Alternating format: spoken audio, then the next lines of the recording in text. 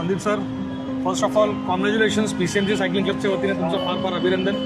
जी 600ची ride पूर्ण झाली आहे. सो आजची जी काय राईड होती, तुम्ही जी काय स्टार्ट केली, त्या राईडबद्दल आपण थोडंसं डिटेलमध्ये तुम्हाला मी प्रश्न विचारतो की राईड साधारणपणे कशी झाली, तुम्हाला बेसिकली काय चॅलेंजेस फेस करावे लागले ड्युरिंग द राईड, ते झाल्यानंतर तिसरा मुद्दा जो सगळ्यात महत्त्वाचा असतो 600च्या राईडसाठी, तो म्हणजे की स्लीप डिप्रिवेशन साधारणपणे याच्यावर काम करावं लागतं, कारण रात्रभर आपल्याला सायकल चालवायची असते.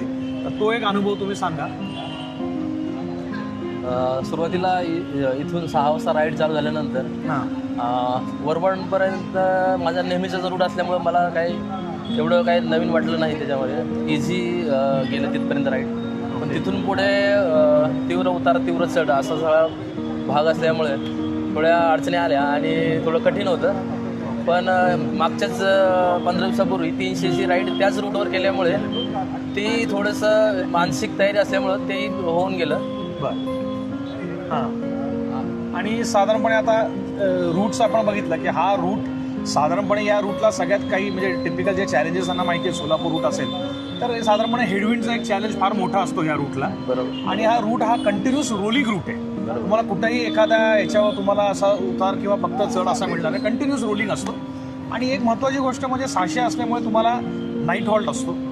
जे तुम्ही 300 किलोमीटरच्या यायला तुम्ही जेव्हा इथं पोचता अक्कलकोट, तेव्हा तुम्ही थांबला होता, झोप घेतली का नाही, पुन्हा लगेच निघाला का थोडी विश्रांती घेतली होती? यावेळी कसं होतं, माझी ही 600ची पहिलीच राईड असल्यामुळं बरं वेळेत पूर्ण करावी ही इच्छा असल्यामुळं लगेच 10:30ला पोचल्यावर एक अर्धा तास आराम करून जेवण केल्यानंतर अर्धा तास आराम करून थोडं फ्रेश होऊन आम्ही एक 12:15 12:30ला निघालो.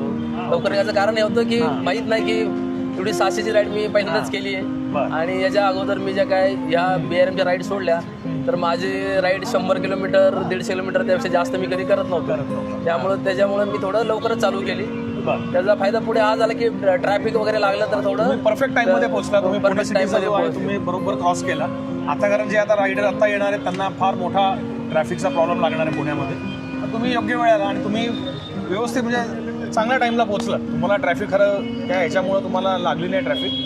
तुम्ही जर झोप घेतली असती माईट बी तुम्हाला ट्रॅफिक लागलं असते. दुसरे काय आहे, हे जे टीम जे आहे हे 12:30ला ज्यावेळेस निघालो होतो आम्ही, हे PCMC सायकलिंगची टीम जी आहे त्यांना माहिती होतं मी नवीन आहे, मी राईड वगैरे काही खूप केलेले नाहीयेत. तर त्यांनी मला आवर्जून उठवलं की चला आपण निघूया. म्हणजे हे त्यांना पुढचे चॅलेंजेस त्यांना माहिती होते की ट्रॅफिक लागते किंवा वेळेत आपण पोचणार नाही. तर त्यांनी बरोबर घेतलं. माझ्याकडनं त्या सगळ्या टीमला पुन्हा एकदा thank you. Yes sir, once again खूप खूप अभिनंदन राईड कंप्लीट केल्याबद्दल. Thank you sir. थँक्यू.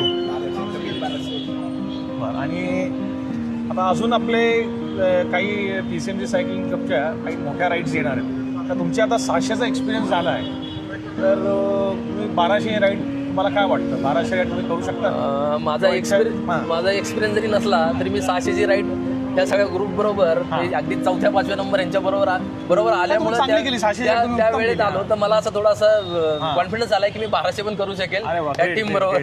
गुड.